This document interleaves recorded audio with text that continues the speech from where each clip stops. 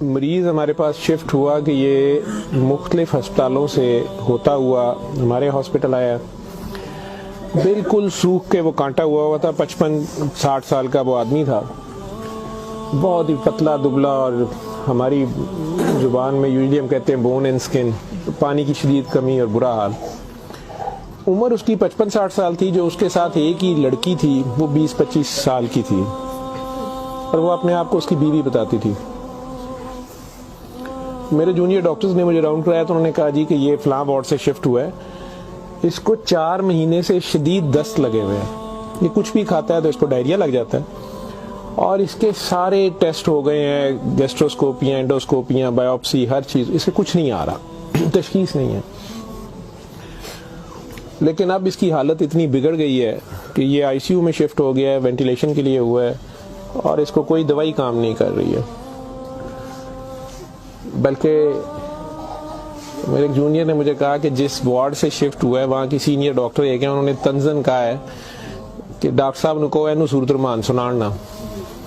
तो ना तो टेस्टों में कुछ आ रहा है और ना कुछ आ रहा है। 4 माह से ऐसे है।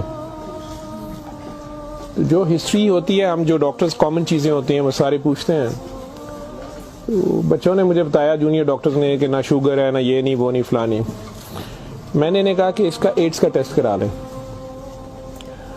तो बच्चों ने कहा कि जी पिछले साल इसका एड्स का टेस्ट मेयो हॉस्पिटल में हुआ था, तब भी इसको इसी तरह डायरिया लगा था और वो नेगेटिव है, और लेकिन पिछले साल फिर ये डायरिया ठीक हो गया था 2-3-4 माह के बाद, फिर ये बहुत बेहतर हालत में हो गया था। लेकिन अब फिर इसको 4 माह से ये है, और अब इसकी ये हालत हो गई। अब ये बेहोश था, वो खैर वेंटिलेटर पे चला गया, लेकिन मैंने फिर भी उसका एड्स का टेस्ट भेज दिया कि भेजो उसकी बीवी का।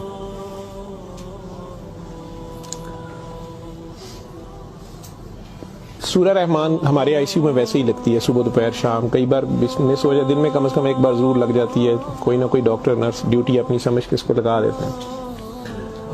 वो भी लग रही थी, सारे पेशेंट्स थे। जहां तक जितनी मेरी याददाश्त साथ देती है कि तीसरा दिन था तो मेरी जूनियर डॉक्टर का मुझे फ़ोन आया, बड़ा पैनिकी। उसने कहा कि सर ये पेशेंट जो है इसकी हालत तो ख़राब ही है, वैसे ही है, बेहतर नहीं हो रहा ये वाला पेशेंट।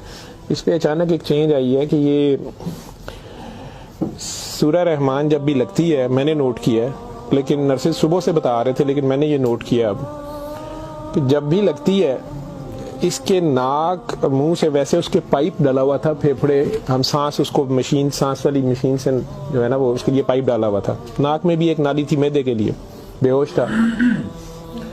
उसने कहा जी इसके नाक में से सुंडियां उबलना शुरू हो जाती हैं बाहर को, और नर्सेज इसके ऊपर ड्यूटी करने से तंग हो रहे हैं। तो अब शक्कर एक मशीन होती है जिससे हम मरीज के अंदर से एक बलगम निकालते हैं जो नेगेटिव प्रेशर से सक करती है।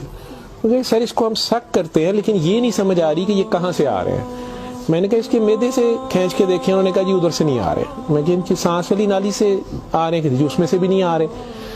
लेकिन जब सूरह रहमान बंद करते हैं ये ख़त्म हो जाते हैं, ये बाहर नज़र नहीं आते। यहाँ हमारी हड्डियों में खाली जगह होती है, उन्हें हम साइनस बोलते हैं डॉक्टर्स। तो मैंने कहा यार फिर इसके ये साइनस से आ रहे हैं, और मेडिकली हम इसे मैगट्स इन्हें कहते हैं। हम शुगर का मरीज बेचारा आखिरी स्टेज पे, कई बार उसके जख्म बहुत ख़राब हो जाए तो उसमें कीड़े कई बार पड़ जाते हैं इस तरह। लेकिन ये चीज़ मैंने नहीं सुनी थी, और ना ही उसकी कोई, ना वो शुगर का मरीज था ना कुछ और था। मैंने डॉक्टर साहब से कहा कि आप जो है ना इसका ये तो अब एंटीबायोटिक्स जा रही हैं, सारा कुछ जा रहा है, वैसे इसके एड्स के टेस्ट का पता करें वो कब तक आएगा। तो मुझे लग रहा है कि इसकी कुव्वत मुदाफ़ियत कोई नहीं है, और ये कीड़े इस तरह पड़ गए, लेकिन उसके अलावा कोई और रिश्तेदार इसका है ही नहीं है, और वो कोई चीज़ ला भी नहीं रही। दवाइयाँ भी हमने खुद अपने फंड से शुरू कर ली हैं। इसका करना क्या है? और मसला ये है कि ये जिस वक्त सूरह रहमान लगती है तो ये कीड़े इसके अब तो आंखों से भी कुछ निकले हैं, तो इसके नाक और मुंह से उबलना शुरू हो जाते हैं। लेकिन जब हम बंद करते हैं थोड़ी देर बाद वो मुंह में कहीं नजर नहीं आते। तो हमारा ये ख्याल था कि सूरह रहमान बंद कर देते हैं। इसकी बीवी ने भी कहा कि ये तुम लोग फिर बंद करो, पता नहीं क्या तुम लोग लगाते हो। तो वो जो हमारी नॉन मुस्लिम सिस्टर थी, उन्होंने उसे कहा कि मेरी बात सुनो, मुझे नहीं पता इसे क्या बीमारी है, लेकिन वो इसे प्रेयर कहती थी। उन्होंने कहा जब ये प्रेयर लगती है ना, ये कीड़े इसको छोड़ के भागते हैं, ठीक है। तो मैं तो कहती हूँ इसको 24 घंटे यही सुनाई जाओ। जब मैंने ये बातें सुनी तो खैर मैंने कहा कि इसकी बीवी को कहो कि वो रिपोर्ट का या हमें रसीद दे दें, हम खुद अपने तौर पे पता कर लेते हैं। तो मेरे राउंड करने के बाद वो बंदी खुद ही आ गई मेरे पास। तो मुझे नहीं पता था कि वही सिस्टर ने उसकी बिठा के कहीं काउंसलिंग की थी। उसे उन्होंने कहा कि इसको हमें शक है कि एड्स ना हो, कि इसकी कुव्वत मुदाफ़ियत नहीं है, इस तरह कीड़े इसको पड़ गए हैं, कुछ हो गया, शायद कमज़ोरी से हो गया, बीमारी की कमी से हो गया। तो ये उसका हम पता करना चाह रहे हैं। अदरवाइज तो जो दवाइयाँ हैं वो वही रहनी है। कुछ तरह की उसने बात की, कहती कि वो डर गई है थोड़ी सी, और वो कहती मैंने बड़े डॉक्टर साहब से कोई बात करनी है।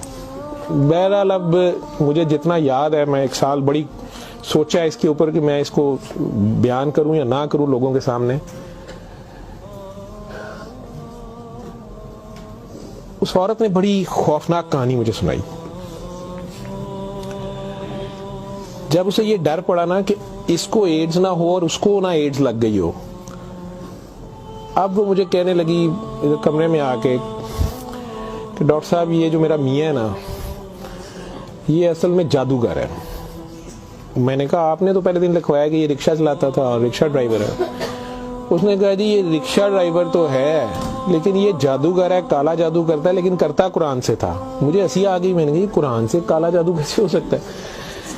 तो बहरहाल टू कट इट शॉर्ट, उस औरत की हमारे वो डॉक्टर्स ने मुझे, चूंकि वो वीडियो मेरे पास वो सिर्फ पड़ी है जिसमें वो कीड़े प्लेट में, हमारी उसे डिश कहते हैं, उसमें वो निकाल के वो डाल रहे थे। तो मुझे उन्होंने भेजे कि इसका करना ये क्या है। पहली रात जब उन्होंने मुझे मैसेज किया रात को व्हाट्सएप पे, तो वो वीडियो मेरे पास पड़ी हुई है। और उसने मुझे बताया जी कि मैं खुद किसी की बीवी थी, उसकी माँ मुझे बड़ा तंग करती थी और मैं चाहती थी कि ये मेरे अंडर आ जाए। मुझे किसी औरत ने, दूसरी ने बताया, हमसाई ने बताया कि ये खामन तुम्हारा गुलाम हो जाएगा, तुम इसके पास चली जाओ। बाकी तफसीलात में मैं नहीं जाता, जो कुछ उसने मुझे बताया, उसने कहा जी कि ये इसका जादू का तोड़ ही नहीं था और इसका काम लाजमी इसका होता था, ये जैसे भी करता था। तरीकाकार उसने क्या कहा जी, इसने कमरे में अंदर एक गाँव तकिया रखा होता था, उसके ऊपर इसने वो जिस तरह स्माइली होता है, जो मुझे समझ आई कि उसने कोई बुत सा बनाया हुआ था, उस कमरे में ये बैठाता था और वो लोगों को पहले तो कुरान शरीफ भी पता नहीं पढ़ने वो कहता था, कुछ करता था, फिर उनकी बात सुनता था, सारा कर करा के जो मुझे उसका तरीका वारदात समझ आया या जो भी था।